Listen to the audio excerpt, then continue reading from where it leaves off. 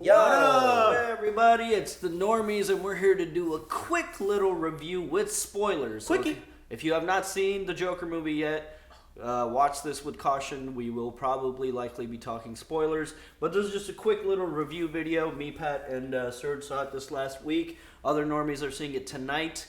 We will have a podcast on this, so stay tuned for that. It's going to be much more in-depth. This is quick surface level. Our podcast is going to be a thick hour-long discussion. Yes, and check out our Facebook page to find out when that podcast is going to be exactly, and join us on there because we're going to be spending at least a whole hour talking about this movie. But for this movie, so I mean, like, you know, we loved it. We absolutely loved it. I love it. It was really good. Yeah. So, what is it that you liked about it, and is there anything you didn't like about it? So I liked about it. I think I told you this yesterday. I liked how we essentially got two really good Jokers. Like, we got one from the Heath Ledger. He's a different type of Joker, and we got this Joker. He's also like, he's different on his own way. And I was telling these guys about it, like how Dark Knight, the Dark Knight movie was like the first movie that got me into superhero stuff at all. It was like, that's what attracted me to it, and I was like, that's what got me to Marvel and DC. And then this type of movie just got me into like more like this is not like a true like superhero type of movie. This is like no action sequence or anything like this. Like I like so this. Got you into like get more thinking, psychological. And I was like, I like this type of stuff now. Like, it got me to like, okay, I'm intrigued more of like this. You notice the cinematography and such. Like, it's very artsy. Yeah, kind of. and I'm more coming off the heels. We just saw Mindhunter 2 as well. So like we've been watching a lot of crime stuff. What did you like or not like about it? Oh, I loved. For whatever reason, in all the iterations I've seen of the Joker, I never even thought that it could be a medical condition as to what he has, which is actually a real condition. Corey was like whispering to me, it's called pseudobulbar affect. I was like, of course you know. It's like rare, less than 200,000 cases, and the way he portrayed it is so, the laugh and the crying and the coughing was just so amazing. If there was one thing I didn't like, it was that I loved it. It was still cool, but I think this whole movie could have still held up on its own without all the Thomas Bruce Wayne stuff. Like, that was cool, like him going up to Bruce as a kid and all. Mm-hmm. But I thought even with that, like without that, it would have been like a little bit more real for me. But yeah, I still enjoyed it. I mean, the Joker is tied to Batman, so I liked all that. It still needs to be part of the canon, I guess. But I just think it could have held up on its own without any mention of the Waynes, even. Okay. You know? And then, what did you expect going into this movie, and were your expectations met? I mean, it's kind of similar to the first question, but... So for me, it was like, I watched, I think after a lot of people watching, everyone just overhyped it for me. I was like, oh god, this movie's not going to live up to its hype. Because like, I think every day when I was streaming, it was like, have you seen the Joker yet? Have you seen the Joker? Yes. Yeah. It's phenomenal. It's going, like the guy, like, I think I just asked you earlier, Watkins Fisher, like they were like saying he's going to win there. I was like, he's going to do it. And when I went and watched this, I was like, damn, within the first scene, it lived up to the hype. Like, with the first laughter, I'm like, okay, yeah, he lived up. Give him the goddamn Oscar. Yeah.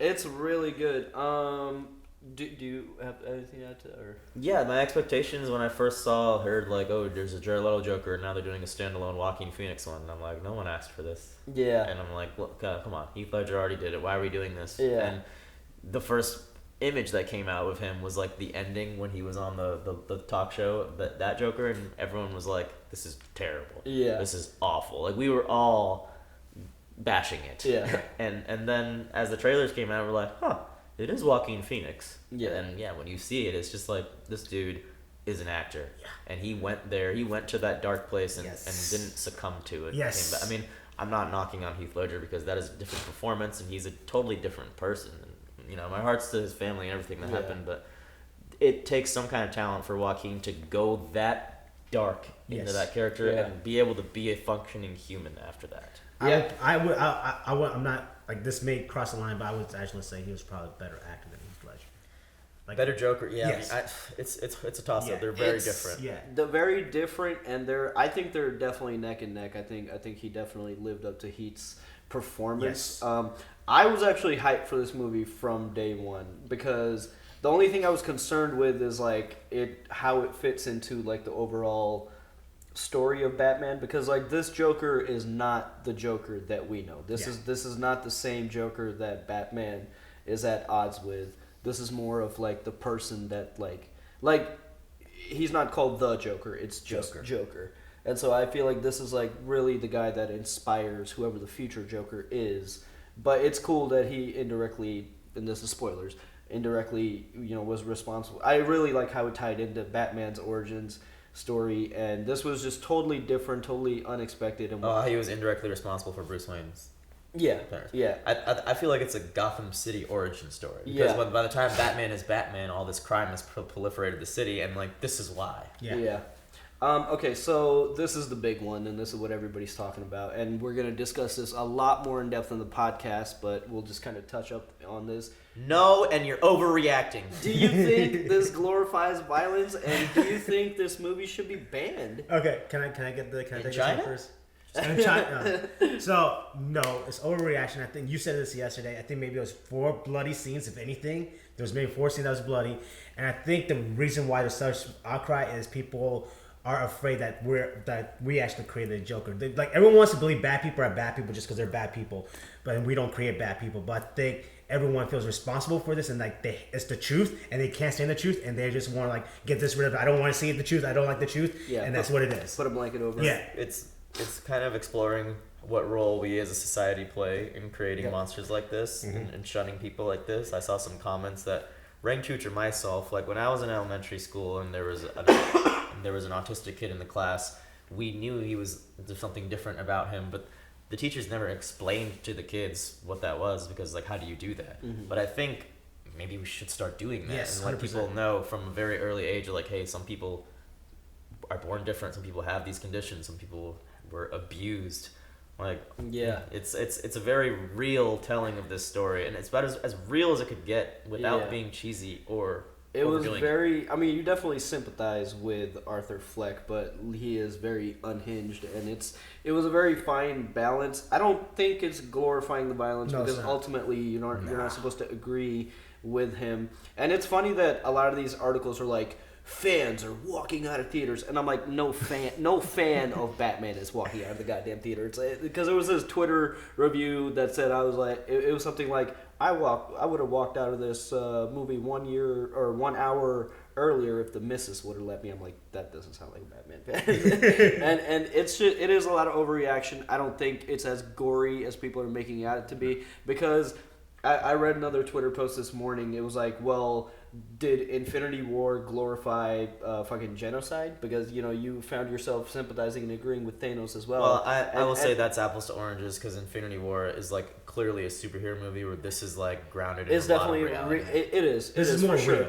But in terms of glorifying violence, what about John Wick? I think glorifying is an interpretable word. It's subjective. Yeah, John Wick glorifies violence, but this literally glorifies raging against the machine. Like, you pick up a bat and fuck the system. It does kind of, but it is not. I think Joaquin Phoenix said this about all this controversy. He said it's not the filmmaker's job to teach the audience morality. Yeah. It's like, that's not the filmmaker's job. Yeah. That's you live your life, and you come watch a film and you interpret what you get from it. I could watch fucking Dumbo and interpret that I need to become a serial killer because I'm fucked up in the head. Yep. It's the way you interpret things. Yeah, exactly. That's it. So, well, again, guys, we could talk about that one question for a long time, and we will be. Again, we keep plugging the podcast. Just check out the podcast. Stay come subscribed. Check out. And it's on Spotify too. If you want to look up Talking Thrones, Talking Normies podcast, Talking Normies podcast. Look it up. Spotify, SoundCloud. We'll put the link in the description for our Facebook page, so you guys can stay up to date with our schedule. So, final question: would you recommend this movie? Yeah. Hell yeah. I would recommend it. I would say go watch it in IMAX. I would say go watch it in 70mm or 35mm. Some places are playing in both formats. Yeah. It's only like less than 30 theaters around the United States. So it's a very rare opportunity, but if that's anywhere near you, go do that. Or definitely at least check it out in IMAX. Wow, this was a great movie from top to finish, like from everything, like the cinematography. Like I was telling them this yesterday, like usually I don't pay attention like the orchestra or the music, because like that doesn't I can't, like it's not something like I get attracted to, or like I think of it. But when I was watching this movie, I'm like, holy fucking shit! I could actually I observe the fucking music. I understand it, and it matches up. Yeah, you understand why they've gone. And it like makes his sense. Mind. It's so fucking. When he's doing his little shit. The music and the dance and everything is so fucking good. The cinematography was amazing. I'm blanking on the director and the cinema. I looked. Todd Phillips is the director. He directed and the Hangover. cinematographer. Yes! Yeah, fucking and the Hangover. cinematographer also worked with him on those movies. So it's like this was such a movie. It's You go from unexpected filming Professor Chang's dick to Joaquin Phoenix mesmerizing audiences. But it was amazing, guys. So go check out the movie. Don't listen to the naysayers. No. This is worth watching. And join us on the podcast for our super in-deuth discussion about this. Peace. Deuces.